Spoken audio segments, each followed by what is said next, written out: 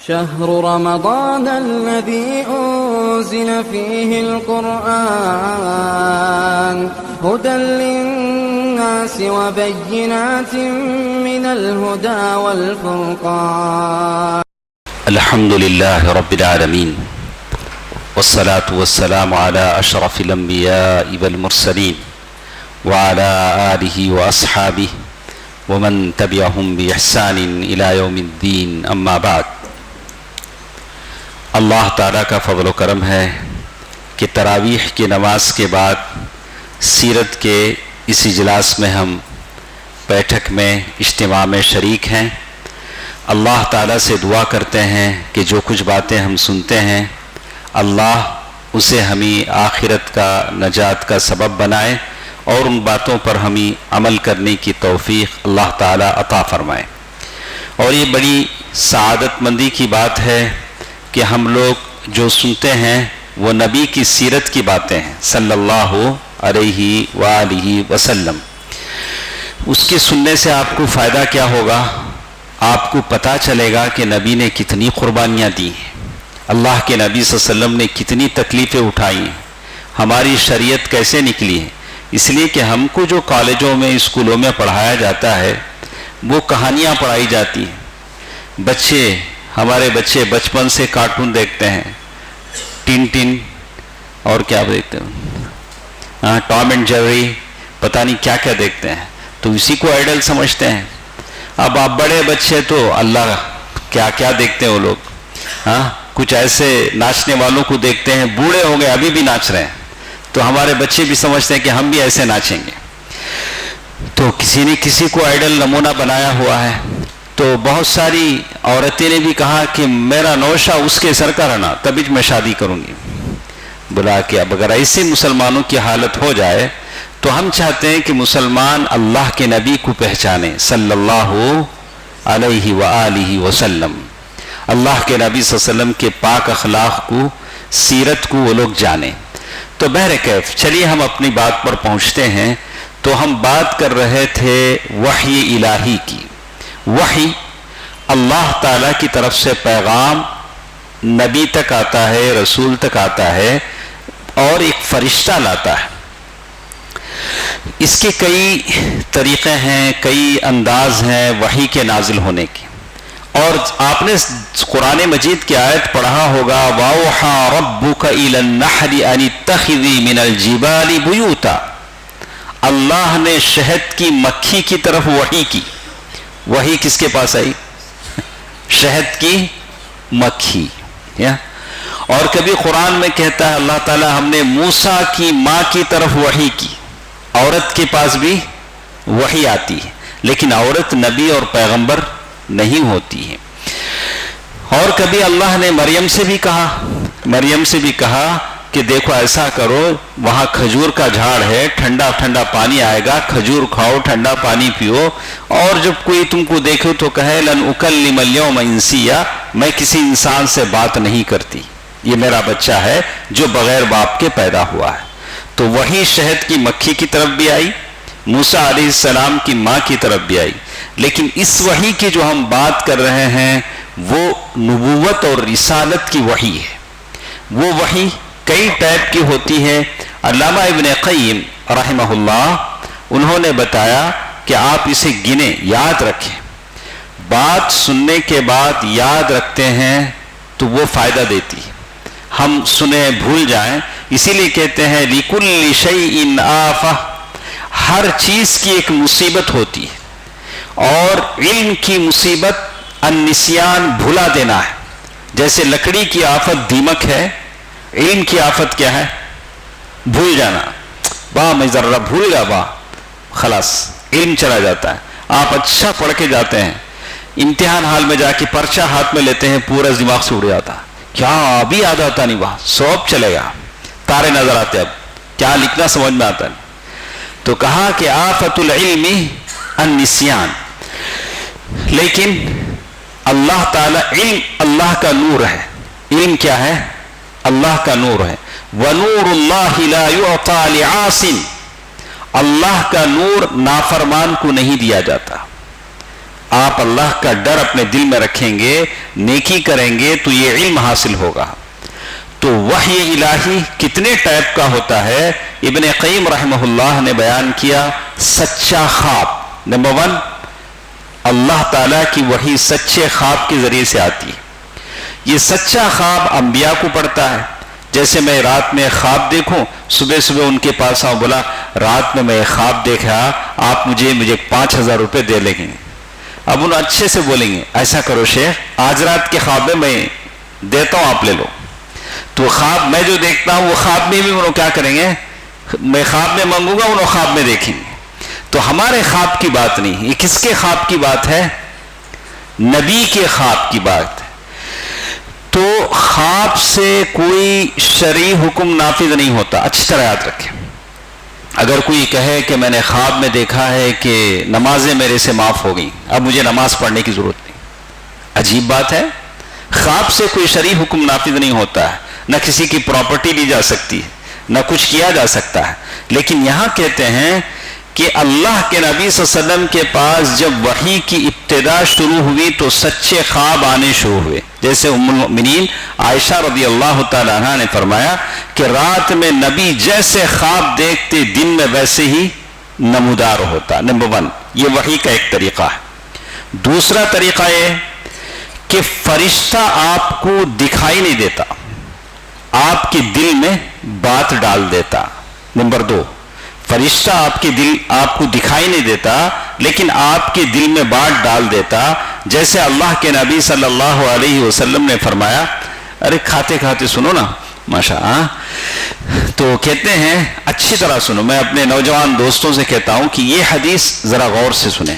اللہ کے نبی کی حدیث ہے، کیا کہا اللہ کے نبی صلی اللہ علیہ وسلم نے؟ ان روح القدس، روح القدس کون ہے؟ جبرائیل علیہ السلام۔ دیکھیں ماشاءاللہ بچوں کو کتنا شوق ہے۔ روح القدس، انہوں نے میرے دل میں ایک بات ڈالی، نفث فی روعی، نفث فی روعی، انہوں نے میرے دل میں پھونک مارا، یعنی مجھے میرے دل میں ایک بات ڈالا۔ میں نے فرشتہ دکھائی تو نہیں دیا لیکن جبریل نے ان کے دل میں، اللہ کے نبی صلی اللہ علیہ وسلم کی دل میں ایک بات ڈالا۔ کیا بات ڈالی؟ دیکھیے، نمبر 1، انہو لن تموت نفس، انہو لن تموت نفس۔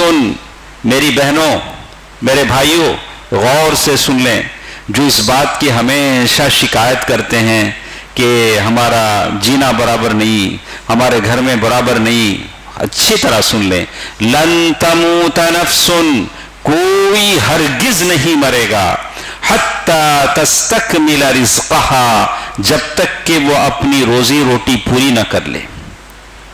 یہ گھونٹ پانی بھی اگر آپ کا باقی ہے، ہم سکرات میں آ جائیں گے تو گھر والے زبردستی پانی پلائیں گے، پانی پی کو مرو، جاتے جاتے کیا ہو کو مرو، پانی پی کو دنیا سے جاؤ۔ ایسے نہ کرتے لوگ، آدمی سکرات میں بھی تو حلق میں کیا ڈالتے ہیں، یہ وہ لن تستکمل نفس لا حتی تستکمل رزقہا، رزق آدمی کیا ہوتا ہے، اس کا مکمل ہوتا ہے۔ اللہ اکبر۔ پلانے والے آخر میں جب غرغرہ موت لگ جاتا ہے، آدمی غرغرہ موت وہی ہوئے جب اس کی جان جانے لگتی ہے، آنکھیں پیچھا کرتی ہیں، تو تب بھی لوگ اسے پانی پلاؤ، ارے ذرا پانی پلاؤ، پانی پلاؤ، حتی تستکمل رزقہا۔ فکر کرنے کی ضرورت نہیں ہے، جب تک جتنا ہمارا کوٹا باقی ہے دنیا سے ہم لے کے جائیں گے، دنیا سے ہم وہ سارا لے کے جائیں گے۔ فاتقوا اللہ، لوگوں اللہ سے ڈرو۔ کس معاملے میں؟ روزی روٹی حاصل کرنے کے معاملے۔ وَأَجْمِلُوا فِي الطَّلَبِ، روزی روٹی حاصل کرنے میں ذرا اچھا انداز اختیار کرو۔ اگر روزی روٹی ملنے میں دیر ہوتی ہے تو غلط طریقے سے نہیں جاؤ، اسے ہم تمل میں کیا بولتے ہیں، کرکوڑی، کیا بولتے ہیں، مطلب کیا، ویسا سب کرو نہیں۔ اللہ تعالیٰ جو دینا ہے آپ کو کیا کرے گا، دے گا۔ ہو سکتا ہے دیر ہو سکتی ہے، لیکن دیر ہو رہی ہے اسے لیے حرام ذرائع اپناؤ نہیں، حرام ذرائع ہرگز نہیں کرو۔ انٹرنیٹ پر دیکھنے والے دیکھتے ہیں کتنے لوگ گھر بیٹھے لاکھوں کماؤ، ایسے نہیں بولتے، کیا کرو، ڈیٹا انٹری کرو۔ عورتوں سے بولتے ہیں ڈیٹا انٹری. وہ ڈیٹا انٹری کرتے کرتے انوٹ ڈیٹا ہو جاتے ہیں, اندر چلے جاتے ہیں, غیر مردوں سے تعلقات ہو جاتے, پھر چیٹنگ ہوتی, وہ پھر خلاص.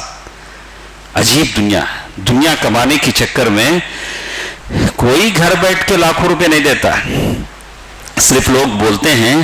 کہا کہ اسی لیے کہا فاتقوا اللہ واجملوا فی الطلب, روزی روٹی حاصل کرنے میں اچھے ذرائع اختیار کرو. ولا يحملنکم, ہرگز ایسا نہ ہو استبطاء الرزق علی ان تطلبوه بمعصیت اللہ, روزی روٹی ملنے میں ذرا دیر ہو جاتی ہے, ڈیلے ہو جاتا ہے, تو تم اللہ کی نافرمانی میں اسے حاصل کرو. کتنے بچے ایسے ہیں, کسی نے آ کر مجھے کہا کہ ہمارے کالج کے اسٹوڈنٹس جونیئر آرٹسٹ کے نیچے فلم انڈسٹری میں چلے گئے ہیں. کالج کے اسٹوڈنٹس ہیں, کیا کر رہے ہیں, جونیئر آرٹسٹ, ہاں وہ وہاں چلے گئے ہیں ہمارے مسلمان بچے. کہا کہ لوگ آ کر بولتے ہیں, اب وہ اللہ تعالیٰ سچ ہے غلط ہے بہتر, یہ سب حرام کے ذرائع, یہ سب حرام چیزیں ہیں. تو کہتے ہیں فَإِنَّمَا عِنْدَ اللَّهِ لَا يُنَالُ إِلَّا بِطَاعَتِهِ, فَإِنَّمَا عِنْدَ اللَّهِ, اللہ کے پاس جو کچھ ہے اللہ کو خوش کر کے حاصل کیا جا سکتا ہے, اللہ کو ناراض کر کے حاصل نہیں کیا جا سکتا. اللہ تعالیٰ کے پاس جو کچھ بھی ہے وہ اللہ تعالیٰ کی عبادت کر کے اللہ کو خوش کر کے لیا جا سکتا ہے, اللہ کو ناراض کر کے نہیں لیا جا سکتا. اس کا خاص خیال رکھیں. اب اگر کوئی نوجوان کہے کیسا ایسا بولتے ہیں تمہیں, کتنے لوگ ہیں جو اللہ کو سجدہ نہیں کرتے, انہوں صرف اپنی شادی سے پہلے کے فنکشن میں کئی کروڑ روپے خرچ کر دیے, کبھی اس نے اللہ کو یاد کیا؟ ہاں وہ تو مشرک ہے, اللہ کو کبھی یاد نہیں کیا. کیسے ہو سکتا ہے؟ اللہ ڈھیل دیتا ہے, اللہ کسی نافرمان کو روزی روٹی دیتا ہے تو آپ یہ نہ سمجھیں کہ اللہ اس سے خوش ہے, اللہ اسے مہلت دیتا ہے. وہی بات یہاں کہیں. تو یہ حدیث آپ کے سمجھ میں آ گئی. تو یہ دوسری بات تھی جس میں بتایا گیا کہ فرشتہ دکھائی نہیں دیتا ہے لیکن نبی کے دل میں بات ڈالتا ہے. نمبر 3, فرشتہ نبی کی شکل اختیار کر کے آتا ہے. فرشتہ نبی کی شکل کے اختیار کر کے آتا ہے, نبی سے باتیں کرتا ہے. اس صورت میں کچھ صحابہ بھی فرشتے کو دیکھتے ہیں. تو آپ لوگوں میں سے کوئی مجھے اس کا اگزامپل دے سکتے ہیں؟ علماء چھوڑ کر, علماء نہیں بولیں گے. کون سی حدیث ہے جس میں فرشتہ انسانی شکل میں آیا ہے, صحابہ دیکھے ہیں اور نبی سے بات؟ حدیث جبریل. ماشاءاللہ, بارک اللہ فیکم, یاد رکھیں بعد میں کام آئے گا. تو کہتے ہیں حدیث جبریل میں اللہ کے نبی صلی اللہ علیہ وسلم بیٹھے ہوئے تھے, ایک اجنبی آئے, اسٹرینجر, کوئی پہچانتا نہیں تھا, کپڑے سفید تھے اور ایسا بھی نہیں لگ رہا تھا کہ سفر سے آئے ہوں, بال بالکل اچھے تھے, بال پراگندہ بھی نہیں تھے, اور ہم میں سے کوئی ان کو پہچانتا بھی نہیں تھا. وہ سیدھے اللہ کے نبی صلی اللہ علیہ وسلم کے پاس آئے اور بالکل بیٹھ گئے. انہوں نے سوالات کیے, مل اسلام ومل ایمان, اشراط الساعہ, ایمان کیا ہے, اسلام کیا ہے, قیامت کی نشانیاں کیا ہیں. تو سارے چلے گئے. جانے کے بعد صحابی کہتے ہیں میں بیٹھا رہا, میں نے اللہ کے نبی صلی اللہ علیہ وسلم سے پوچھا کہ اللہ کے نبی یہ کون ہے؟ پہلے انہوں نے پوچھا جانتے ہوئے کون ہے؟ بولا کہ نہیں معلوم اللہ کے رسول. بولے ہاذا جبریل, ہاذا جبریل اتاکم یعلمکم دینکم, یہ جبریل ہیں جو تمہیں دین سکھلانے کے لیے آئے. دین کس سے سیکھتے؟ انبیاء سے, انبیاء کی تعلیمات سے, وارثین انبیاء مشائخ سے, علماء سے. دین گوگل سے نہیں سیکھتے. ہمارے بچے جو بھی مسئلہ ہے, میں بولتا ہوں گوگل میں, ارے معلوم بولو, تو گوگل نہیں سکھاتا ہے, فرشتہ نبی کو سکھاتا ہے, اور وارثان نبوت علماء نبی کی میراث سے سیکھتے ہیں. یہ سورسز ہے, سورسز آف نالج. ایسے سیکھا جاتا ہے, ایسے گوگل سے نہیں سیکھا جاتا. گوگل تو پاگل ہے, جو چاہے آپ کو بولے گا, کبھی صحیح بتاتا ہے کبھی غلط بتاتا ہے, کبھی صحیح بھی بتاتا ہے. آپ کہیں جانا ہے جائیے, بالکل سامنے لے جا کے ٹھہرا کرے گا, بھائی آپ کا ڈیسٹینیشن آ گیا. نہیں کبھی گوگل صحیح بھی بتاتا ہے، لیکن دین ہر چیز جس آدمی سے جتنا جو لینا ہے آدمی وہی لے گا.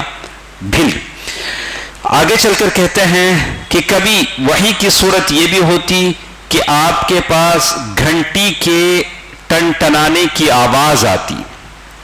اللہ کے نبی صلی اللہ علیہ وسلم کو گھنٹی کی آواز سے بڑی نفرت تھی، گھنٹی کی آواز سے بڑی نفرت تھی، لیکن وحی کی صورت میں جو بات ایک اندازہ کہا گیا، یعنی کہ وہ گھنٹی کی آواز ہی تھی، ایک آواز آتی تھی.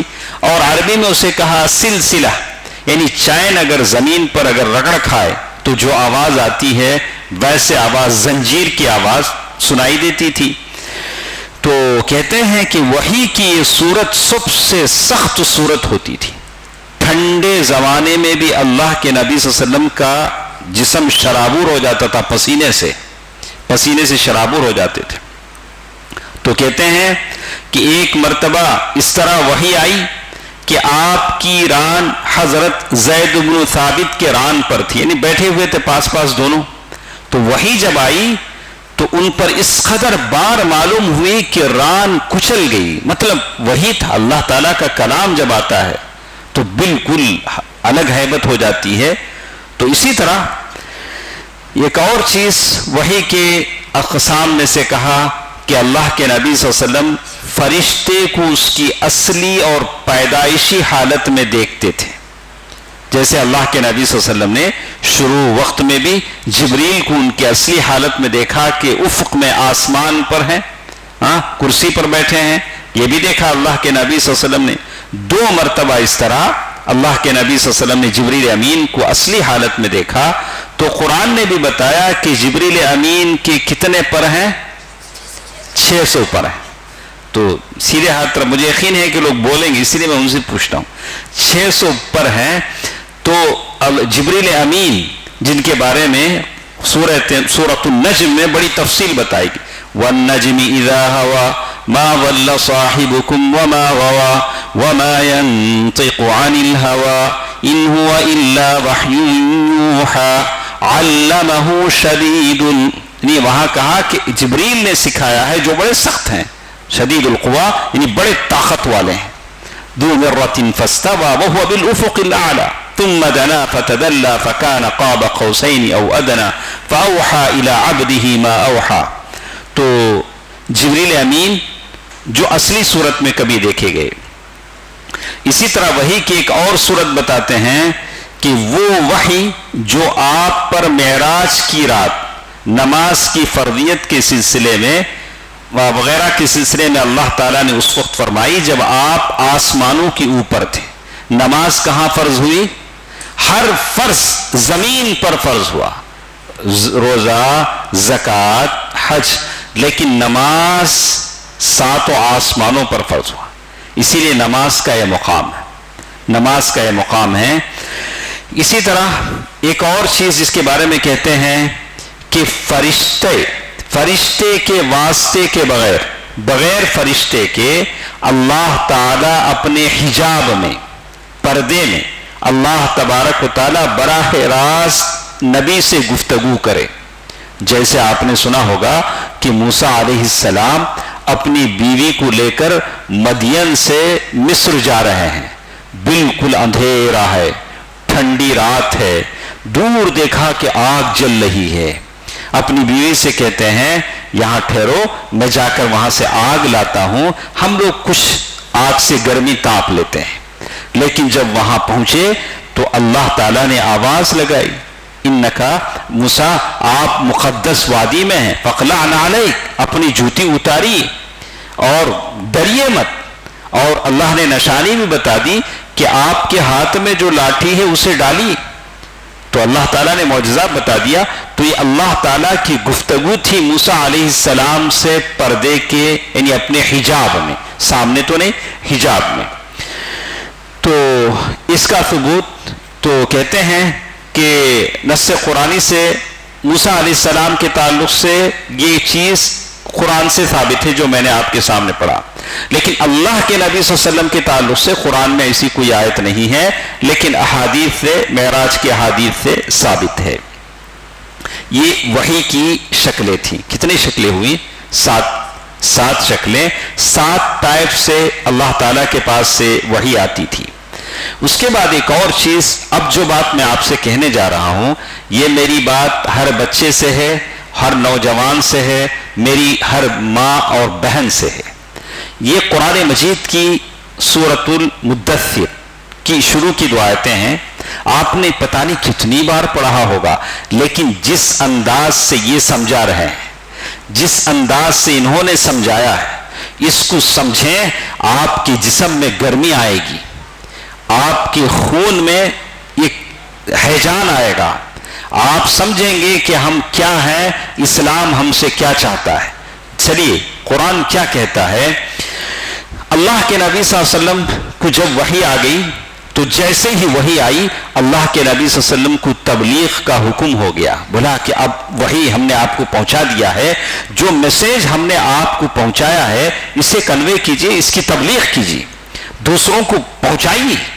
ہم نے آپ کو جو میسیج دیا ہے وہ آپ کے لیے نہیں ہے، دوسروں کو پہنچانے کے لیے، آپ پہنچائیے۔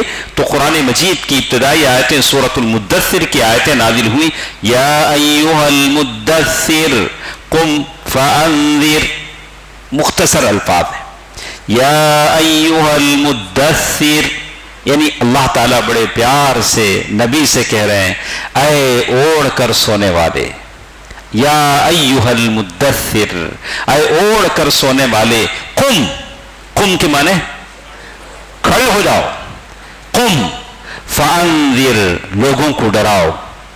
بس 2 ہی آیتیں نہیں، بہت مختصر آیتیں نہیں۔ چلو اس کی تفسیر شیخ نے کیسے کی، کس انداز سے آپ کو جگایا ہے، آپ کو جگایا ہے کہ یہ آرام کرنے کا وقت نہیں ہے، یہ آپ کے میرے آرام کرنے کا وقت نہیں، یہ میسج آپ کے لیے بھی میرے لیے بھی، ایسا نہیں ہے کہ میں آپ کو جوش دلا دوں میں سو جاؤں، ایسا نہیں، یہ آپ کے لیے بھی ہے میرے بھی لیے۔ بس اتنی بات ہمیشہ آپ زندگی میں کہتے رہیں، قرآن کی آیات کا ورد کرتے رہیں، یا ایھا المدثر قم فانذر۔ کیسے آتے ہیں؟ تو یہاں اللہ تبارک و تعالیٰ نے اس میں جو یہ 2 آیتوں میں جو باتیں بتائی ہیں، انذار، پہلے کہتے ہیں انذار، عربی کا لفظ ہے انذار۔ انذار جیسے آپ کسی ایئرپورٹ پر چلے آتے ہیں تو عربی ایئرپورٹ ہے تو وہاں اناؤنسمنٹ ہوتا ہے، الانذار الاخیر، لاسٹ کال، کیا بولتے ہیں؟ ہاں، لاسٹ کال، یعنی بورڈنگ چل رہا ہوتا ہے تو بولتا ہے کہ اب بورڈنگ ختم ہونے والا ہے، الانذار الاخیر، لاسٹ کال۔ تو انذار کے معنی ہیں ڈرانا۔ کیسے ڈرائیں گے؟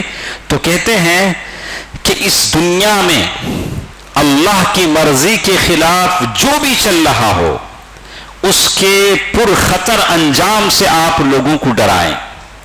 کوئی نماز چھوڑ رہا ہے تو اللہ کی مرضی نہیں ہے، آپ اسے اس کے انجام سے ڈرائیں، بے نمازی کا انجام کیا ہوتا ہے۔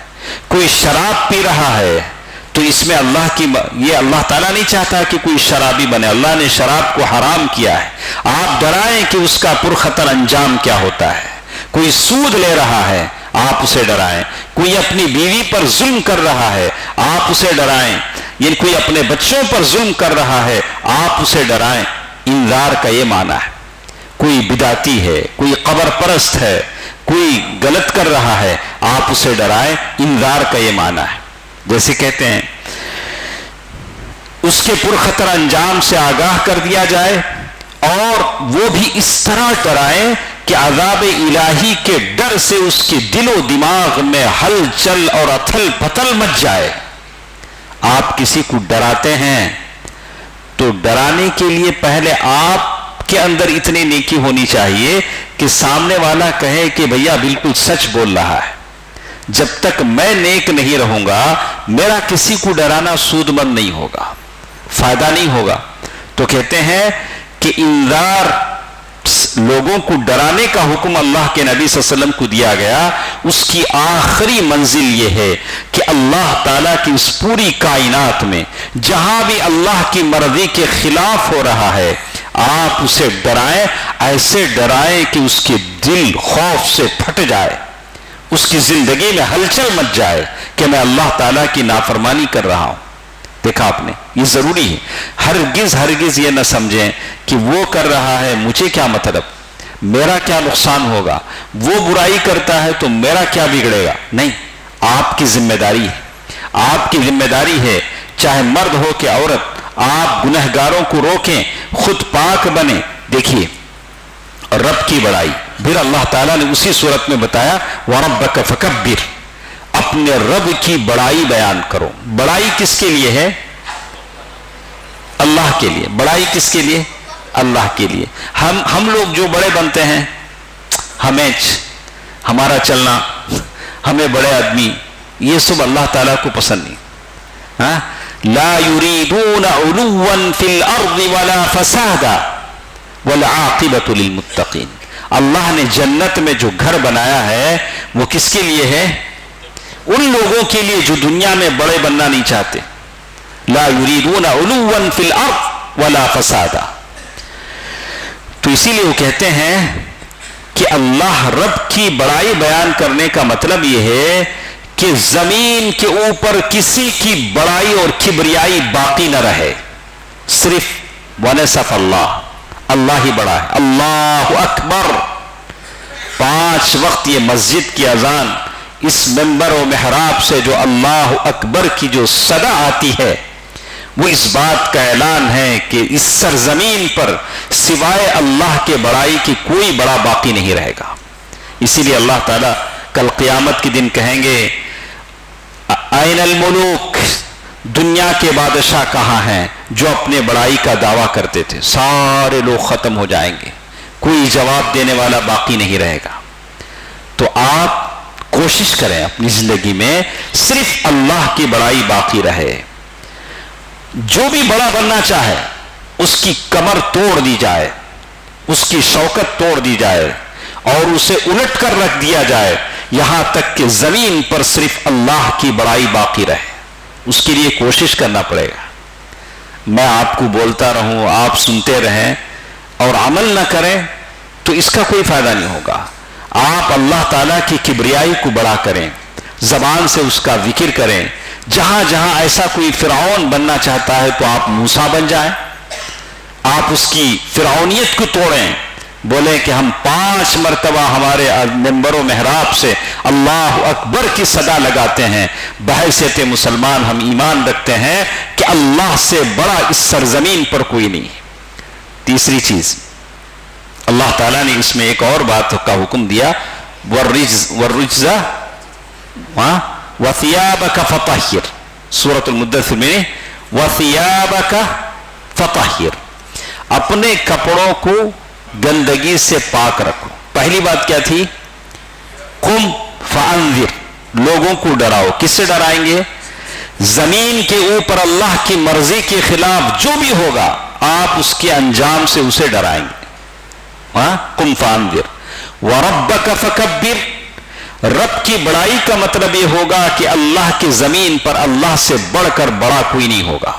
اگر کوئی بڑا بننا چاہے گا تو ہم اس کی کمر توڑ دیں، ہم اس کی شان و شوکت کو الٹ دیں، یہ ہمارا کام ہوگا. وَثِيَابَكَ فَطَهِّرْ. تیسری چیز جو اللہ تعالیٰ نے کہا کہ تمہارے کپڑے گندگی سے پاک رکھو، تو اس کی آخری منزل یہ ہے کہ ظاہر اور باطن دونوں چیزوں سے آپ پاک رہیں. کیسے؟ کپڑے بھی پاک رہیں اور آپ کا اندرونی شرک اور شرک کی گندگیوں سے پاک رہے. جیسے آپ وضو بناتے ہیں ہاتھ پیر دھو لیے، اس کے بعد کیا پڑھتے ہیں؟ اشہد ان لا الہ الا اللہ. وضو کی دعا پڑھتے ہیں تو اندر کا پاک ہو جاتا. آپ نے توحید کی گواہی دے دی، اب آپ ایلیجبل ہیں نماز میں کھڑے ہونے کے، اللہ کے سامنے کھڑے ہونے کے آپ قابل بنے. کب؟ جب آپ اندر سے باہر سے پاک ہو گئے. دیکھا آپ نے، اگر بغیر وضو کے آپ پاک نہیں تھے، اگر صرف اوپر سے پاک تھے، دعا نہیں پڑھ رہا ہے، تب بھی آپ پاک نہیں تھے.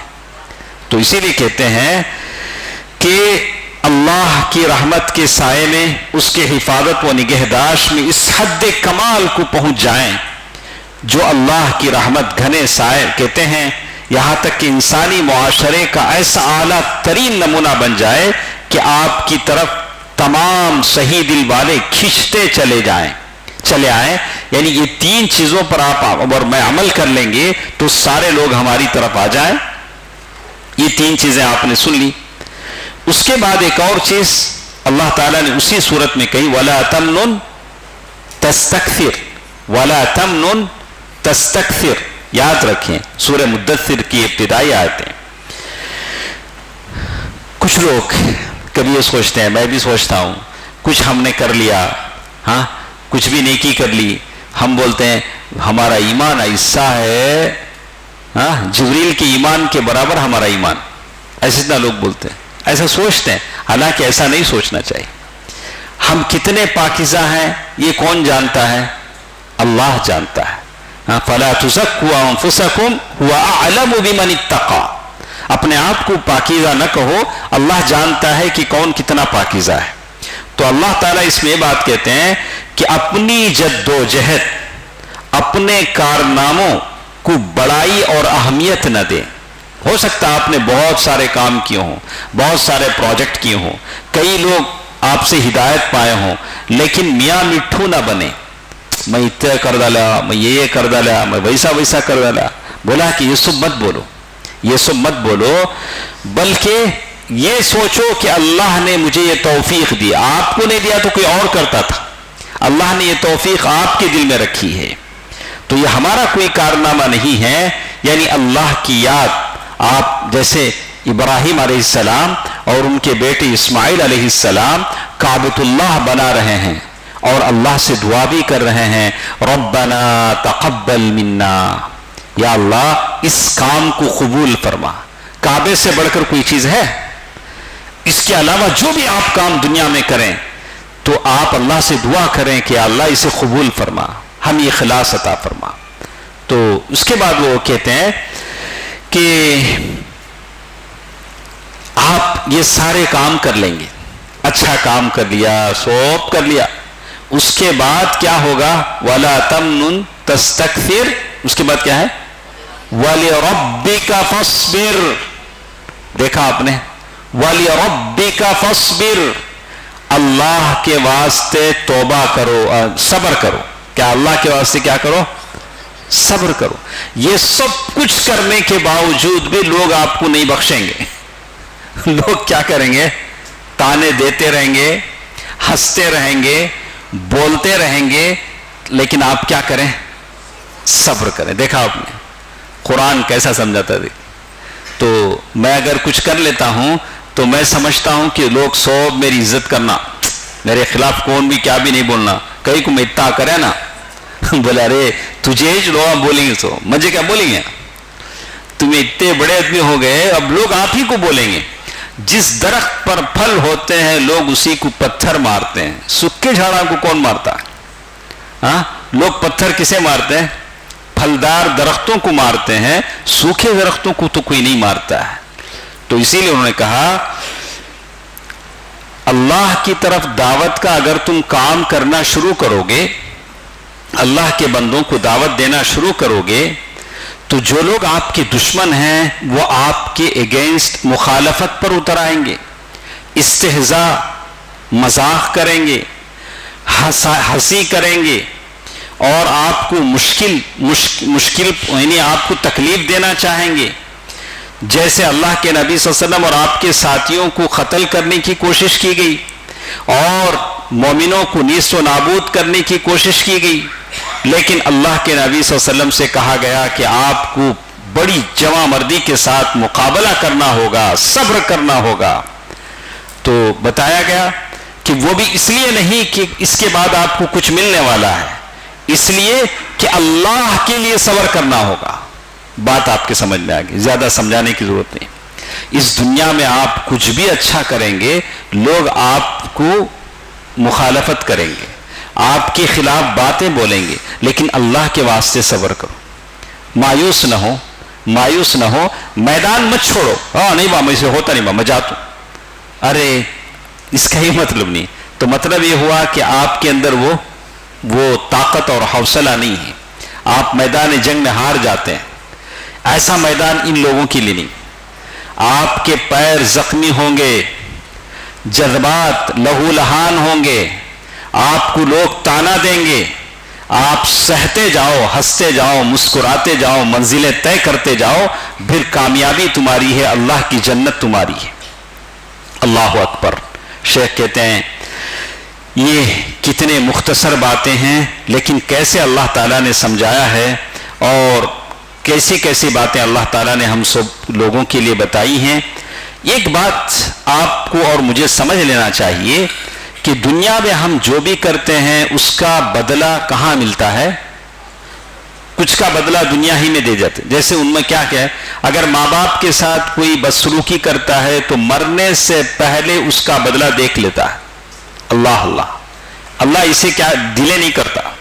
ماں باپ کے ساتھ اگر کوئی بدسلوکی کرتا ہے تو مرنے سے پہلے اس کا انجام دیکھ لیتا ہے، اور اس اوپر پھر اور بھی ہے وہاں بھی دیکھے گا۔ تو کہتے ہیں لیکن کچھ کام دنیا میں ایسے ہیں جس کا بدلہ نہیں ملتا۔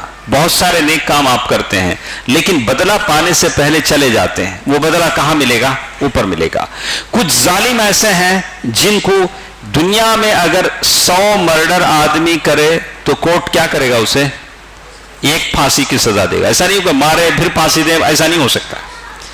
اگر کوئی ایک مرڈر کرتا ہے تو اسے ایک پھانسی کی سزا ملتی ہے، لیکن اللہ تعالیٰ کے پاس جو قانون ہے 100 مرتبہ مارا جائے گا، 100 مرتبہ اسے 100 خون کا بدلہ اس سے لیا جائے گا۔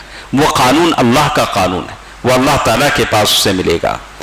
تو یہاں ایک بات انہوں نے کہا کہ آیات میں بندوں سے یہ بات بتائی گئی کہ آپ توحید اختیار کریں۔ ساری آیتوں کا خلاصہ انہوں نے بتایا کہ ہم لوگ کیا اختیار کریں؟ توحید کی دولت اختیار کریں۔ سب سے پہلے توحید ہمارے پاس ہے، اور اپنے سارے معاملات کو کس کے حوالے کر دیں؟ اللہ کے حوالے کر دیں۔ حسبنا اللہ ونعم الوکیل، بار بار پڑھیں، اسے بڑی کامیاب دوا ہے، آپ کی زندگی بدل دے گی۔ حسبنا اللہ ونعم الوکیل، حسبنا اللہ ونعم الوکیل۔ تو پہلی چیز ہمارے پاس توحید ہے۔ تو اللہ کے نبی صلی اللہ علیہ وسلم کو ایک اصول بتا دیا گیا، آپ دعوت کیا کیا کریں گے، اللہ کے بندوں کو کیا کیا سمجھائیں گے، اچھی طرح یاد کر لیں۔ کبھی بھی کسی کو آپ دعوت دینا چاہتے ہیں، دین پریزنٹیشن کرنا چاہتے ہیں، دین سمجھانا چاہتے ہیں، تو کیا کیا بولنا ہے؟ پہلے توحید، پہلے اسے سمجھائیں گے ہم توحید۔ دوسری چیز کہ آخرت کے دن پر ایمان، یہ سنسار ختم ہو جائے گا، دنیا ختم ہو جائے گا، ایک آخرت کا دن ہے جہاں ہم کو ساری زندگی کا حساب و کتاب دینا ہے۔ کسی غیر مسلم کو سمجھاتے ہیں، دین کا آپ تعارف دیتے ہیں، دین کے بارے میں سمجھاتے ہیں، تو پہلے توحید، دوسرا آخرت، یا الحمدللہ رب العالمین الرحمن الرحیم مالک یوم الدین، پہلے اللہ تعالیٰ کی تعریف کر دی، پھر آخرت کے دن کے بارے میں سمجھایا۔ تیسری چیز تزکیہ نفس، تزکیہ نفس کہتے ہیں پیوریفیکیشن آف سول، یعنی آپ اپنے نفس کو اچھا کریں، پیور کریں، پیوریفیکیشن۔ نہیں کیسے؟ یہ جو اندر کا نفس ہے بڑا خطرناک، اندر کا جو نفس بولتے نہیں، نفس بولیے، دل بولیے، آتما بولیے، کچھ بھی بولیے، بڑا خطرناک، جاتے جاتے پھسل جاتا، کب کدھر دیکھتا معلوم نہیں، کب کس پہ آتا معلوم نہیں۔ اسی لیے اسے کیا کرنا؟ سنبھال کے رکھنا۔ اسی لیے سلف نے کہا عالجت نفسی 20 سنہ، سفیان الثوری رحمہ اللہ نے کہا کہ مجھے اپنے نفس کو بناتے بناتے 20 سال لگ گئے۔ کتنے لگ گئے؟ 20 سال۔ اب یہاں بیٹھے ہیں ہمیں اللہ اللہ اللہ، میں بھی بولتا تم بولتا، ذرا باہر جاتے ہی کیا بھی غلط دکھا فوراً دیکھتے ہیں، 2 آنکھیں ہیں نا، فوراً دیکھتے ہیں، غلط سنتے ہیں، غیبت کرتے ہیں، کسی کا بولا کہ یہ نفس کی اصلاح یہ بڑی اہم چیز ہے، تزکیہ نفس۔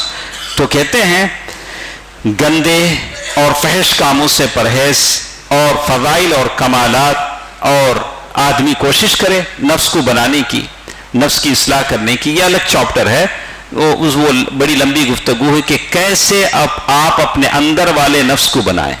اوپر سے کپڑے پہن لیتے ہیں، میں بھی کپڑے پہن لیا، تمہیں بھی کپڑے پہن لیے، میں بھی بڑی داڑھی چھوڑ ڈالا، تمہیں بھی چھوڑ لیتے ہیں، لیکن یہ آسان ہے۔ مشکل کون سا ہے؟ اندر والے کو بنانا بڑا مشکل ہے۔ یہ اندر والا کسی کو دکھتا بھی نہیں، کب پلٹ ہی کھاتا معلوم نہیں. کیسے کیسے لوگ کیسے کیسے ہو جاتے ہیں. آپ کو تعجب ہوتا ارے انہوں ایسے نہ ایسا کیسا ہو گئے. وہی سچ ہوتے سو اللہ کا کرم نہیں ہے تو کیسے کیسے لوگ پتہ نہیں کیسے کیسے ہو جاتے ہیں. اصل چیز جو ہوتی ہے وہ اندر کی اصلاح ہے. اندر کی اصلاح ہے. ہاں ہو سکتا ہے آپ ظاہری اصلاح کر لیں تو اللہ اندر کی اصلاح کی بھی توفیق دیتے. ہاں اوپر سدھر جائے تن سدھر جائے تو من بھی سدھر جائے. دیکھیے اس کے بعد وہ کہتے ہیں اپنے سارے معاملات کو اللہ کے حوالے کر دیں. حسبنا اللہ ونعم الوکیل. پھر اس سلسلے کی آخری کڑی جسے کہا گیا کہ یہ ساری باتیں نبی کی تابعداری پر ہوں گی. آپ اپنی مرضی سے نہیں چلیں گے. جو بھی کام کریں گے نبی نے جیسے بتایا ہے ویسے آپ کریں گے. کچھ اور باتیں ہمارے ساتھ اسی سے متعلق ہیں. انشاءاللہ کل کے درس میں ہم سنتے ہیں. ہمارے ساتھ پیج نمبر 110 ہے. انشاءاللہ جو بھی باتیں انشاءاللہ کل کے درس میں ہم سنیں گے.